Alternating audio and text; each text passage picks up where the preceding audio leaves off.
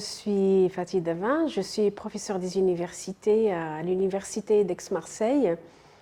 Je suis directrice de l'Institut national supérieur de professeurs à l'éducation, qui est une composante de l'Université d'Aix-Marseille.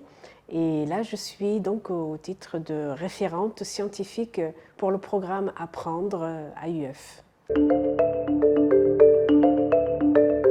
En tant que chercheur, moi je trouve que c'est très intéressant de partager avec les autres chercheurs.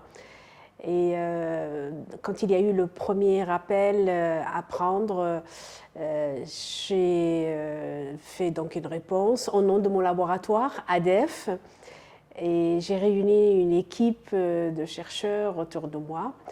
Et donc j'ai proposé qu'on accompagne plusieurs projets, notamment au Togo, au Cameroun, au Maroc, en Tunisie, etc. Et ce qui m'a beaucoup intéressé aussi, c'est le fait de partager avec mes collègues, mais aussi avec tous les collègues porteurs donc, des recherches. Et c'est aussi très intéressant parce que ça nous apprend aussi pas mal de choses sur les autres contextes, notamment en Afrique. Et de ce côté-là, moi, ça m'intéresse beaucoup parce que je dirige aussi des thèses d'étudiants donc, en Afrique, que ce soit l'Afrique francophone, anglophone, lusophone. Et ça m'intéresse beaucoup, donc je suis très curieuse. Ça me donne aussi une culture de la recherche donc sur le contexte africain.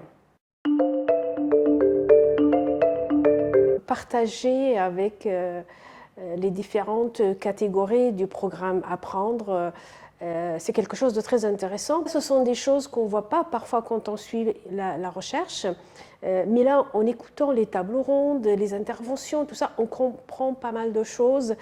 Et ça permet évidemment de faire des passerelles entre ce qui se passe sur le terrain en termes de recherche, ce que pensent les institutionnels, et aussi les pistes donc, qu'on peut mettre en place, mais en concertation.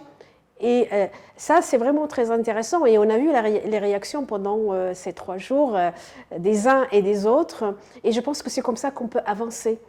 Parce que moi, je pars du fait que la recherche, la pratique, la mise en place des conclusions et des recommandations de ces programmes de recherche ne peut passer que par les décideurs. Et comme ils sont présents, et c'est ce que je disais ce matin, je trouve ça très riche et très intéressant. Pas mal d'idées, dont une partie que j'ai citée hier quand j'étais rapporteur de la matinée, notamment toute la question évidemment de réfléchir sur ces pistes qui sont proposées par les uns et par les autres, sur leur faisabilité et surtout sur la contextualisation et pas l'application d'un modèle sur un contexte qui peut-être ne pas être prêt à mettre en place.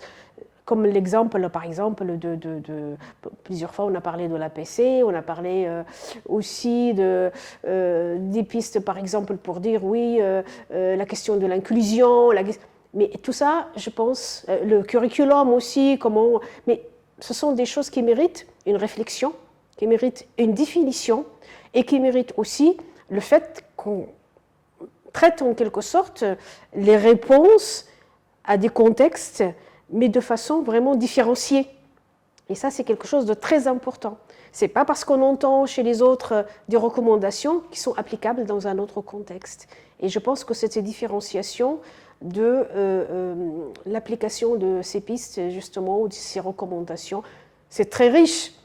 Mais il faut réfléchir, il faut voir ce qui est faisable, ce qui est possible, selon les moyens financiers et selon aussi les moyens humain, parce que là aussi, c'est très bien, on fait de la recherche, on aimerait bien que la recherche soit appliquée sur le terrain, mais il faut aussi avoir donc, les moyens pour l'appliquer.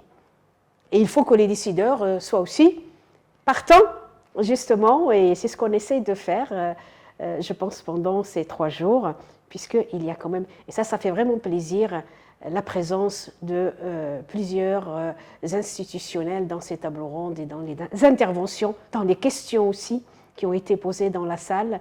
Et ça, je pense que c'est vraiment riche.